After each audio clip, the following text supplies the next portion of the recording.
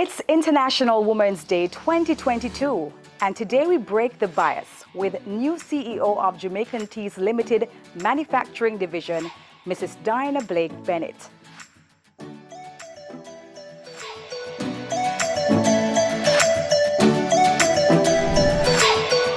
It's 2022 International Women's Day. The theme is Break the Bias. And today I'm joined by Dianna Blake Bennett. She is the CEO of Jamaican Teas Limited Manufacturing Division. And I'll be having a conversation with her about her new role and also her fabulous life as a very strong woman. Dianna, thank you so much for joining me. Thank you, Debbie. Dianna, let me tell you, I've heard your name being mentioned alongside the word excellence in the manufacturing industry, and it may be a surprise for you, but let me tell you, we don't have many women like yourself in an industry that is predominantly male, occupied and positioned. What do you feel when you look back at your achievements in this particular industry, understanding your journey and where you are now? I want to say that, I think things are ordained for you. I didn't start out here. My career actually started in marketing, and I spent many years, in that area with a number of major organizations, and I had the opportunity to move to Salada at the time as head of their marketing division. And as they say, it's now history. I was asked to act as a general manager, and here I am. I've spent 5 years there, 5.5, closer to 6 years, leading that company in manufacturing. But I think my real passion or my love started for Jamaican manufacturing when I was a sales and marketing manager at Industrial Chemical Company, which manufactures simple something named salt. And I recognized how hard it is to manufacture in Jamaica. I won't say a third one, I'm not labeling us, but in Jamaica, and the fact that our resources have to be imported in order for us to compete in global market spaces. And I think my passion, my eyes opened wide, and from there, here I am. Jamaican Teas. My young people in the office say that, they're calling us now a new name. Instead of Jamaican Teas, we're being called Little, and I won't say who else. We're there. The young people on Twitter are saying that we emulate. But I think this company has great potential. It has strong brand equity in Caribbean Dreams, our brand. And I really and truly think that, maybe this is my true calling. It may just be your true calling, for sure. But before we get into your role as CEO of this division, let's talk about you some more. Yeah. So who are you? How would you describe yourself? Where you're from? Well, I am a country girl. Yeah. I was born and raised in Montego Bay. I went to Montego Bay High School. I was deputy head girl, and I say this. I say this not trying to downplay, but just to say that I've always felt like I'm a dark horse. I come from behind. I'm not the usual candidate for a lot of things. So I was deputy head girl at Mobay High. Certainly didn't expect to be that. And similarly, I went to Meadowbrook for sixth form because I said to my parents, I couldn't do community college. Yeah. I needed school. And I went to Meadowbrook. I was head girl in my year there. And again, just out of somebody saying to me, why don't you run for Students' Council president as a new girl? I ran for Students' Council president and became president. And then that school had a thing where whoever was Students' Council president automatically became the head girl. Yeah. So I was cheered for winning Students' Council presidency, and then booed when I was announced as head girl, But I am a typical country girl. I go home every weekend. My parents live in Montego Bay. I love beach. Beach is my middle name. I mean, you wouldn't be Jamaican if you didn't love the beach. So, No, man, right? but when you come from Mobile, you love beach Oh, different, oh, I get all you. right? Okay, okay, Because, right. that's the only thing I have to do in summer in my time Mm-hmm. is go beach. So I am a beach bum regular. I love the outdoors. Mm-hmm. Was a tomboy, used to climb tree and drop off and those things. But I mean, that's pretty much I think who I Yeah, am. yeah. I'm flat on the ground. Flat on the ground, grounded. Flat on the ground. Yeah, yeah. I don't like, I said this to you before interview, these things are not my, I know, but you're doing great. You're doing great. You're doing great. The thing about it too is that when you're in high school, you have different aspirations growing up. Mine was to be a lawyer. That didn't work out. See, we're here today. Did you have another aspiration outside of manufacturing while in high school? Where did you see yourself ultimately, well, I, professionally? I was going to be a doctor Okay. until organic chemistry said I'm not. Oh, okay, right.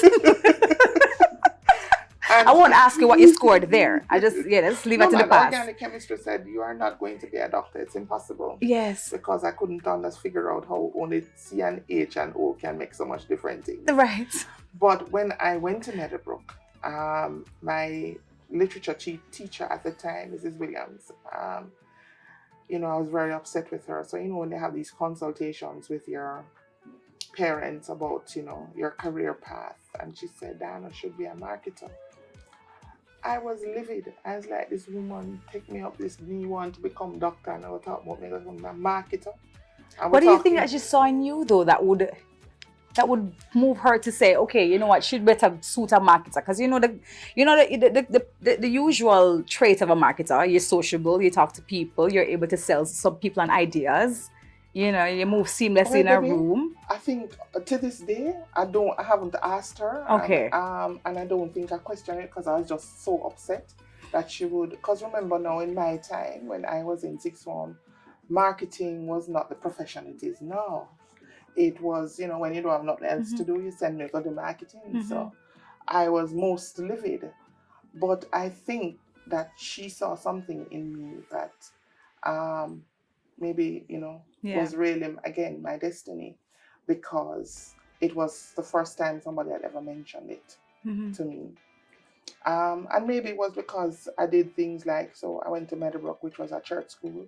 So the first school sign, I tell people I've been walking and putting up signs all my life. So the first school sign, because Meadowbrook didn't have a school sign in my time. I, as president of Students' Council, that was one of my first projects, put up the school sign. We didn't have Jeans Day because we were a church school. We did Jeans Day. I did fair. Those were some of the first things that I would have done as president of the Students' Council. And maybe, as you were saying, maybe that's what she saw. Yeah. But, Yeah, but it sounds to me like you were always shifting. You were shifting ideas and norms and creating something new and offering something that maybe the space at that time wasn't thinking of.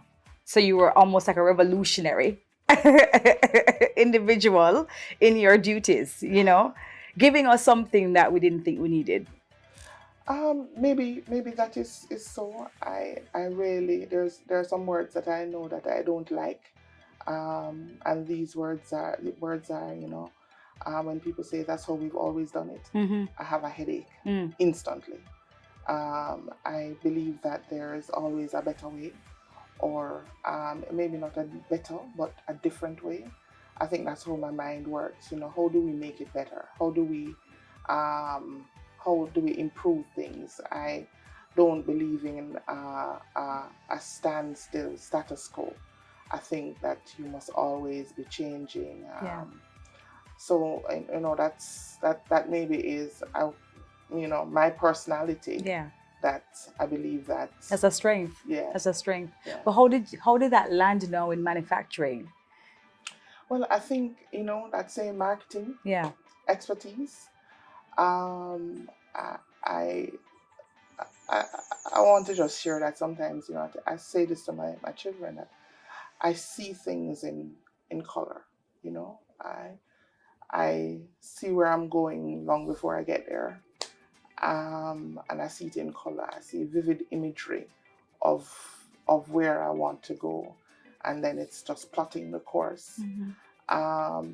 And I think marketing does that. You understand strategy in, for me, visually, and it's really marketing that has taken me to where I am now. I see the business from different angles, not, financial people see the numbers. I don't necessarily see all the numbers. You learn that over time, that you have to see some of the numbers, right? But more so what I see, things like brand equity. I see, just positioning. Yeah. How do we, redo or revamp something to take it somewhere else? Yeah. Because it's not necessarily new ideas. It's how you position it, who you're targeting, and once those are some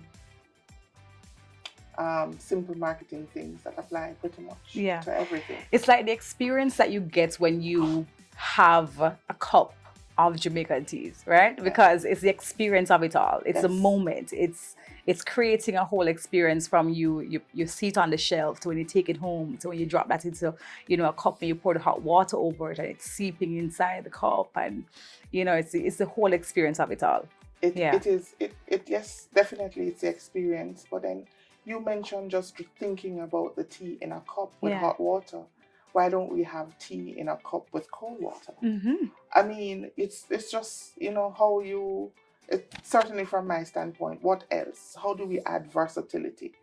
Oh, I love that. Cut a piece of lemon in there, drop it in, added flavor. It's, how do you utilize it differently? Yeah. Can I reach, yes, I'm speaking to Debbie who drinks tea, but how do I speak to Damien that drinks iced tea or wants the same kind of tea but in a can? Those are the things that maybe my marketing knowledge is what drives me to think that way. Yeah. And similarly in the actual factory, how do we do it differently? How do we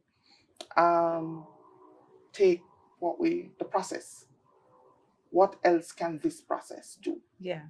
Yeah. You And diversifying for your growing audience and Exactly. your diversified Exactly. audience is also very important for any company. Correct. For its sustainability. Correct. Right. Yeah. Yeah. Yeah. So it's translating, that marketing concept across the board. As you're mentioning marketing a lot, I didn't ask you, but did you end up pursuing marketing? That's what I'm getting. Yes, right. I did. So you went to any marketing school or? Yes. Yeah. UE. You went to study okay. Yes.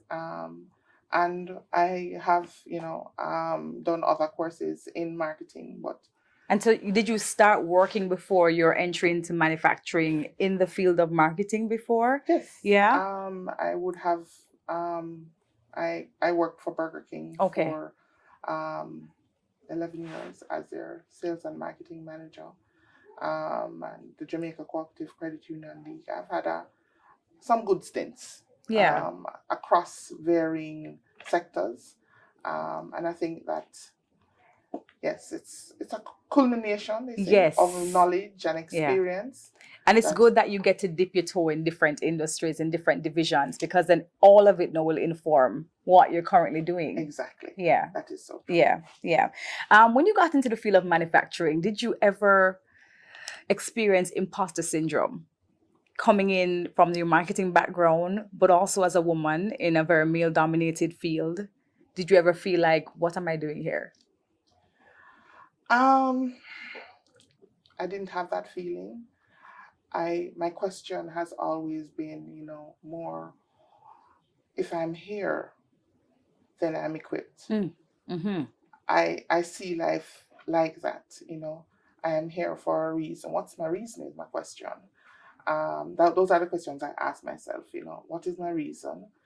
And if I'm here, then I'm already equipped. And I guess it comes from just my conviction and who I believe in, because I don't think there is anything that's not already ordained. Amen. I just had to just knock on something, yes, just confirm that. That is true, right? Right. Because if God takes you to it, He'll take you through it. That's right. Right. Did you have a mentor, when you were coming up in this industry at all, or did you have anybody at all? Any kind of leader that you were looking at, maybe emulating? Well, Debbie, I want to be very, very honest. Yeah. I have, as I was coming here this morning, just went back in through my career looking, and I've had all male bosses. Mm-hmm. But I don't know if it is my personality, but I've always had male bosses that gave me latitude Mm-hmm. to be different, to take on what I was bringing to the table. And for that, I am very grateful, because I know as we're preparing for International Women's Day, this conversation is about International Women's Day. I also think that there are men out there who also believe in empowering women. Yeah. And I've had the privilege of working with some of them. My current boss, Mm-hmm. I mean, where would I be without him? And all of my other male bosses who have allowed me throughout my journey to just take the latitude. I remember my boss at Burger King, when I got up and decided billboards were just coming in, the rotating ones, and I said I wanted to buy some and rent them, and he just said, if you think you can rent them. Mm-hmm. And I was buying billboards and renting billboards alongside NOA, making money for the company. Mm-hmm. I've just had bosses who have, been very kind in granting me the latitude. Yeah. And that's so good as well, to have male bosses and male executives who are helping to break the bias, Yes. break the bias as to how women are represented and the access that women are given in the workspace. So one of the things, Dan, that struck out to me while reading about you is something that you said. You said results have no gender. And I thought that is an exceptionally powerful, simple, effective line. And it's something that you've been living by, right? Yes, Yeah. it has been. I think maybe sometimes when you come from country, Mm-hmm. and when you know that, you have to make it, there is an innate responsibility or a response that says that you must do well. And I was saying to you that you're similar. Mm-hmm. For your results to speak for you, it requires dedication, commitment, long hours, being, committed to what is at hand. And I think, that's certainly what has taken me here. I am very committed. I don't take on a responsibility that I'm not going to be committed towards. And I think it transcends almost everything in my life. I am committed to my family. I share, when I was starting my MBA and they were telling you about how many marriages fall apart because of the rigor of the program, I stood up and said, I can assure you one thing, that my marriage is going to be intact because I am committed to that from the day I said so. Raising of my children, similarly, I am committed that they will. I mean, even before I had them, I wanted to make sure I was in a position to make them be a difference in our world. So those are commitment. And likewise in manufacturing, I have a responsibility to the team I lead to lead well. I have a responsibility to the company which I lead to ensure that shareholder and stakeholder value is always there, and I take those things seriously. Yeah. And the results will show. And the results speak for themselves. Yeah. As you mentioned, your family, your husband, your children, the thing about women bosses is that word balance. How do you interpret that word? What do you think about that word balance? I think that it has different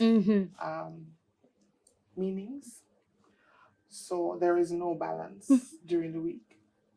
I work until 7, 8 at night, and I come home. I will sit with my family in the family room and open my laptop, but I'm there. But on the weekends, I try my very, very best. I mean, if there are imminent deadlines and they understand, but I try my very best to get away.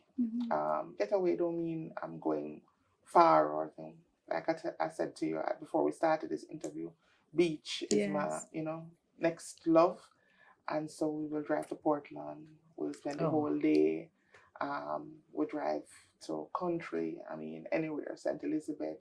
Go to what's the fish place down there again? Alligator Pond. Yes. And just sit down on the seaside, eat some food, chat, vibe, drive, come back home. But I try to do those things. We swim as part of exercise, and so they come. My children come with me. My husband sometimes come. And for my husband, he and I, we talk a lot, even throughout the course of the day, even when we think sometime in bother me, because we're busy. But we do find time to say, I would call him and say, you had lunch, or he would call me and say, you eat yet, or, this is what's going on. I think those things are important, and that's my definition of balance. They will tell you that they don't see me in the week. And, there are some things that we do together as well, like some shows that the kids watch that we're into, and with there are areas in business that we talk about, that I find I spend time for us to have those discussions, but it is my definition of balance. Yeah. And I don't think it's perfect, but I don't think it has failed. It's for you. Right. It's for you. Women in leadership. Women in leadership. We have to ask a question about the importance of having a woman in the leadership position. I think it's oftentimes taken for granted about a woman's ability to lead, because we're often seen as emotional beings, and we lead with our hearts first. It's said, right? We have enough examples like yourself to prove that that is not so all the time. It's a good balance of both, But the importance of women in a leadership position, how important is it for you? I would like to answer it this way. I think that we are nurturers, born nurturers. And yes, I agree with you that there is a perception that, we are emotional. But I define it differently. We're emotionally intelligent. More so, I believe, than a lot of our male counterparts. And I do believe that strength, in which I believe is almost innate in every woman, is really our opportunity to charge a different or lead different kinds of organizations, more caring ones. Yes, I am results oriented, as I said before, and yes, the numbers are important, but the numbers come at the end of the process of which people are involved. And I think that is very important that we recognize that taking care of our people is important. And I think women in leadership must always, become more empathetic. Use your natural ability, your emotional intelligence to care for persons whom you lead. And when I say care for, it's not just about the financial caring for them, but also the emotional caring for them. Yeah. I spend a lot of time doing HR work, just talking. For me, I have found that when you have that emotional connection with your team, the results are easy. Yeah. It's very, very easy. So we're in the business of people. Yeah. Yeah. Because we need people to move things and do things. Right. We're in the business of people. Yeah. That's perfectly said. That sums it up, right? Yes. In Jamaica, we've often boasted about our women and the representation of women managers. We have 59.3% of Jamaica's women are managers, but at the board level, we're missing. We have 10 major companies, listed on the stock exchange, and in those 10 major companies at the board level, at the board table, we have no women. And where are decisions made? Yeah. They're made They're at made the board, there. right? Yeah. And so I think that one of the things that, I would love for us as a country to look at is to translate the women managers number into what we would look like at board level. So imagine companies being led by women who use that emotional intelligence and are more empathetic. Yeah. Can you think of what the results would look like? Mm-hmm. I think that, or we should advocate, to have more women. Look, I mean, I don't want to look at, immediately as we're speaking, Marlene Street Forest comes to mind. Oh, yes. Look at what And the performance of the JSE. Exactly. Yeah. I just wanted to just point out Yeah. that that's a woman leading an organization who sits also at board level. And I think that as a country, we look at Parliament, look at the difference in a number of the constituencies. Absolutely. That now have female representation, which is a big jump of women now than what it used to be. And you look at these women and you see what they do, you see how connected they are to their constituents, and the results speak for themselves. I think that translation needs to take place now at board level for us to really grow, because if the business sector does well, the country does well. Absolutely. And there is no going around it. We are absolutely dependent on our manufacturing industry here in Jamaica. Certainly. We are. For more than one reasons. Job creation, just the ability to have resources. We can't go around it. And it's important that we invest into it and invest into our people, invest into our women, who feed families, who nurture kids, who are also nurturing our men as well. And also understand the economics. Yeah. Women. Let's talk about it. Us women, we can keep a budget. We know how to make the money stretch. And also we know how to use it. Yeah. Let us talk about an average, worker in a factory and what they earn. And, there are women who work in factories who have sent 3 children to university. Okay. They don't do it. It's no easy feat. Yeah. And we have, decisions being made on the, for or around them. Are we truly empowering them? And I am, this year, and I'm a big advocate of us having more representation at the decision making level. Yes. Yeah. In your experience, do you find that in business, be it manufacturing or otherwise, that grace is given to our men more than it is to our women in the place of work? I don't want to lose the point that it's men who have made me, given me the opportunity. Right. But I will say this, there is a real thing called a boys clubbing. And I think, one of the things, and I said this to a former colleague, that one of the things I really should put my mind to, and, is to create a girls club. I'll be the secretary. Yeah. I'll take notes. I think that we are, and I don't know how to say this, so I'm going to say it, and then maybe you guys have to fix it up. But I think sometimes we're not our biggest cheerleaders. And I think that we need to shift that paradigm. Absolutely. And become our bigger cheerleaders. We must cheer on women who are successful. We must cheer on even the ones that are not as successful, because in the real world, that's what happens on the other side. And we need to get past our childish, I want to use kinder words, like our childish behavior, and truly empower and be gracious to our fellow sisters. Yeah.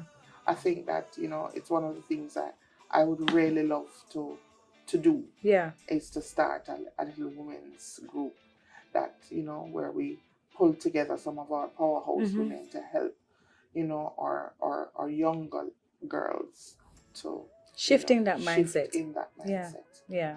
Yeah. Honestly. That is so true. So in your new capacity now as CEO of Jamaican Teas Limited Manufacturing Division, what is the goal for you? You spoke to it a little bit earlier on, but let's zone in on it. Yeah. Let's zone in. Yeah. Well, I've said, I'd love to take this company to $5 billion in 3 years. Of course, not with my effort, but with the effort of my team. Mm-hmm. I think that we have such a strong brand equity that I think we can go places. We can go places. Yes. In short, we can go places. These things are funny. You don't want to, play all your cards I know, wide right? open. Yes. I think. But that brand equity that you mentioned, though, is really the valuable piece of the puzzle. The fact that it has become a household name for many years and has served us in many ways, not just for the indulgence of having a cup of tea, but when you have products like what you brought to the market, even during the time of the pandemic, the turmeric and these other teas that actually has health benefits, the cinnamon, for that high sugar and busy, you know what I mean? You're providing way more than just, what we were used to with the ginger and the peppermint. It has become much more valuable to the consumer. Well, I think also the consuming public has changed. Yeah. There is a growing demand for healthier products. Yeah. And what brand equity does, it provides an opportunity for you to transition into areas outside of what your core competence is. And so I think that this company, because of that strength, and I don't want to close this interview without giving kudos to John. Yeah. Because absolutely, John has, that's vision. That's vision. Yeah. And of course, I'm a little girl. Yeah. Being schooled by somebody who really has done exceptionally well in building this company and building out. Tried, tested. This brand. Proven. Yeah. It is a solid platform for which to grow on. Absolutely. Absolutely. So if you could go back and speak to younger Dianna, what would you say to her? Wow. I've never thought of it that way, Debbie, but that's a great question. Yeah. If I could go back and speak to younger Dianna, would I really have changed anything? To be very, very honest, I wouldn't. Mm-hmm. You know why? It is all of the experiences of which younger Dianna would have participated that has brought Dianna here. And what would you say to her? I would say to her, keep being different. Right on. Keep being the odd one out, right? Yeah, I was the big finger. Yeah. The loner. Yes, I wouldn't change. You're not Aquarian by any chance, right? No? Okay. No, I am Sagittarius. Okay. What was just, like I said, a loner. I wouldn't do anything differently. Yeah. And for a younger woman coming up in this industry, manufacturing, but also, in business in general, what advice do you have for them? Very important for our younger folks, younger girls specifically. I think women must have tenacity. You must have you must be feisty. And I think that for any industry, you must spend time and do your job well. At every station that you are passing through, you must do it well and take your learnings. They may be hard licks, but take your learnings. Look at them as new experiences, Yeah. irrespective of how challenging they may be, and use that learning to grow. Word. Amen. That's right. That's it. What's coming up for Jamaica Teas? What's coming up next? I want to get the juice right here. Spill it. Spill it, Dan. Spill it, Dianna. Spill the tea right here. Well, we do have some new products that are coming to market. Yes, okay. We have some products that we are about launching on our pantry side. Mm-hmm.